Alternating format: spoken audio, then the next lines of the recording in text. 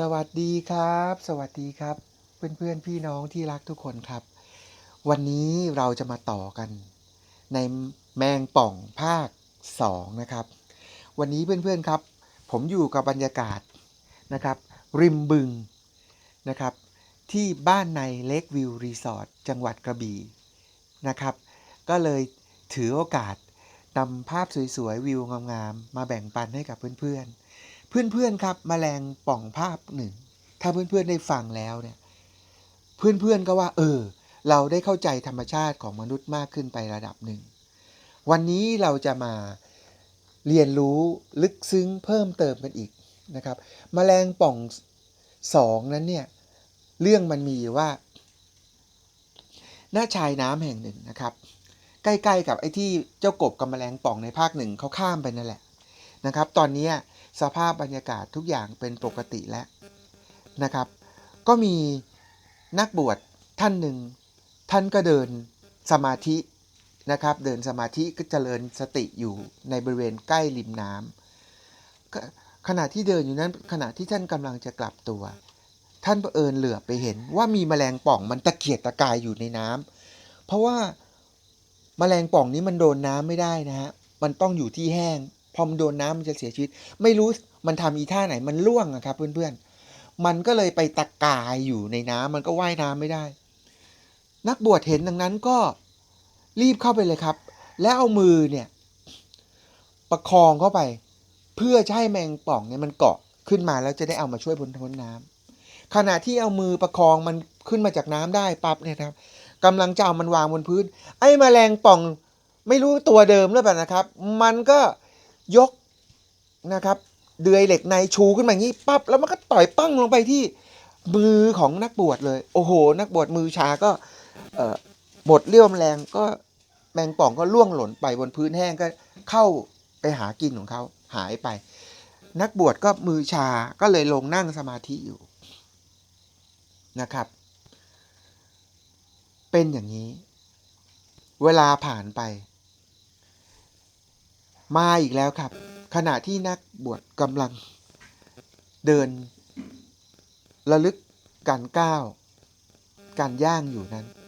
ก็เหลือบไปเห็นนะครับไม่รู้ไอ้แมลงป่องตัวเดิมจากภาคที่1หรือเปล่ามันตกน้ำอีกแล้วครับไม่รู้ว่าไปปีนไปพลาดพลั้งอีท่าไหนโดนใครซัดลงมานะครับแถวนั้นก็มีพวกชาวไร่ชาวนาเขาทำสวนเขาก็อยู่แต่ว่านักบวชเนี่ยอยู่ใกล้เจ้าแมลงป่องตัวนี้มากที่สุดก็เอามือช้อนลงไปอีกครับช้อนลงไปอีกไปช่วยแมงป่องไม่อยากให้มันตายที่มันตกอยู่ในน้ำช้อนขึ้นมาขณะที่กำลังจะเอามันมาวางบนบกเหมือนเดิมครับแมงป่องมันก็ชูนะฮะเหล็กในพิษที่หางของมันมาแล้วมันก็ต่อยปักลงไปที่มือของนักบวชนะนักบวชสักพักเดียวมือชาล่วงตกลงมาแมลงป่องก็ตกลงพื้นก็ไปนะครับชาวไร่ชาวสวนแถวนั้นก็มาใกล้ๆบอกท่านนักบวชท่านเป็นอะไรหรือเปล่านะเห็นท่านเอามือไปช่วยแมลงป่องตั้ง2 ครั้งแล้วท่านไม่ชินอีกยังไม่รู้อีกเหรอว่ายังไงมันก็ต่อยท่านแล้วท่านเจ็บเนี่ยทำไมท่านต้องไปช่วยมันนักบวชบอกว่าไงครับเพื่อนๆพวกท่านไม่รู้อะไรหรอกในขณะที่เราบำเพ็ญตนเสียสละช่วยแมงป่องนั้นน่ะเราอาจจะต้องเจ็บปวดบ้างเล็กน้อยแขนเราอาจจะชาไปบ้างวัน2 วันแต่เราได้ให้ชีวิตเขารอดท่านรู้ไหมว่ามันเป็นความอิ่มใจมันเป็นบุญใหญ่ชาวนาชาวสวนบอกว่าไงครับโอ้ท่านนักบวชท่านผู้มีจิตใจประเสริฐการที่ท่านช่วยเหลือแมงป่องให้ชีวิตเขาใหม่นั้นพวกข้าขอแสดงความยินดีปลื้มปิติอนุโมทนากับท่านแต่การที่ท่านช่วยเหลือผู้อื่นแล้วทรมานตนให้บาดเจ็บนั้นน่ะมันสมควรเหรอในเมื่อท่านเป็นนักบวชท่านมีสติท่านมีปัญญาท่านหากิ่งไม้ใบไม้อะไรที่มันยาวๆเนี่ยยื่นไปให้มันเกาะนะแล้วท่านก็เอามันขึ้นมาบนฝั่งได้เช่นเดียวกันโดยที่ท่านไม่จำเป็นจะต้องเอาชีวิตท่านไปเสี่ยงเพราะแมลงป่องบางพันนะเพื่อนที่รักมันต่อยนี่ถ้าโดนเยอะๆนี่อาการหนักเลยนะครับเพราะฉะนั้นชาวสวนเขาก็เป็นห่วง เขาก็เลยบอกว่าการที่ท่านจะบำเพ็ญความดีนั้นมิได้หมายความว่าท่านจะต้อง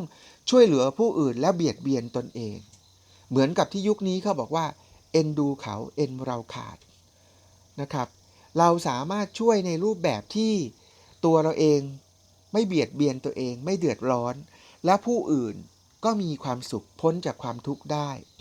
นะครับเพราะอย่างเช่นเขามีปัญหาเรื่องการเงินแต่ถ้าเงินเราเองเราก็ลำบากอยู่ตึงอยู่เราไม่ช่วยสนับสนุนแบ่งเบาความทุกข์เขาด้วยเงินแต่เราอาจจะชี้ช่องทำกินแต่เราอาจจะเปิดโอกาสให้เขาไปรู้จักคู่ค้าที่ดีแต่เราอาจจะช่วยสนับสนุนความรู้ความเข้าใจในการทำมาหากินให้เขาหรือเราอาจจะช่วยในเรื่องอุปกรณ์สิ่งสนับสนุนต่างๆนะครับเพราะฉะนั้นการช่วยเหลือนั้นมันมีได้ร้อยพันวิธีหรือแม้กระทั่งรับฟังผู้ที่มีความทุกข์ให้เขาได้พูดคลายผ่อนคลายระบายความรู้สึกออกมา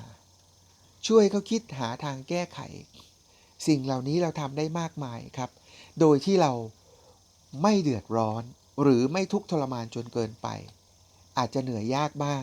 แต่ไม่ถึงกับทำให้เราบาดเจ็บหรือเดือดร้อนนะครับเพราะฉะนั้นก็ฝากไว้ในแมลงป่องภาค2นี้ว่าการช่วยเหลือสิ่งใดก็แล้วแต่เป็นสิ่งดีงามแต่ท่านก็ต้องดูความพอดีความเหมาะสมด้วยนะครับโดยเฉพาะอย่างยิ่ง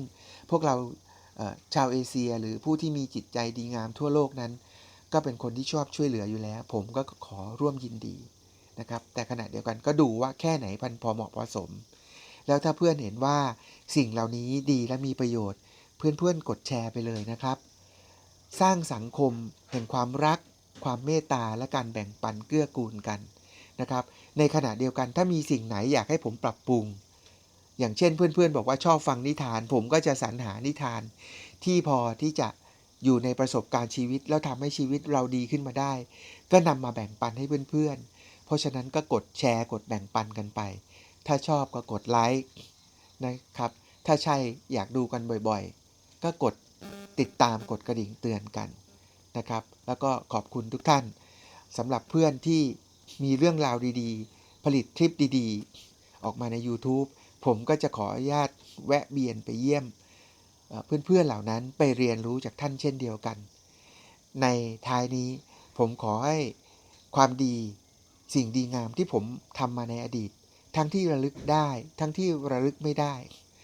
มาจนกระทั่งปัจจุบันและที่จะทำต่อไปนั้นเป็นกุศลเป็นพลังหนุนนำให้เพื่อนที่รักของผมทุกคนให้พี่น้องลูกหลานที่รักที่ชมอยู่ในขณะนี้ทุกคนทุกท่านนะครับอย่าได้มีภัยร้ายใดๆมาแผ่วพานขอให้ผ่านพ้นทุกๆอุปสรรคและขอให้เพื่อนๆพบเจอแต่สิ่งดีงามที่เพื่อนๆมุ่งหมายและปรารถนาไว้นะครับจงสำเร็จโดยพลันโดยเร็วนะครับขอให้เพื่อนๆทุกคนที่รักมีความสุขอยู่กับทุกๆปัจจุบันขณะแล้วเราจะมาพบกันอีกนะครับ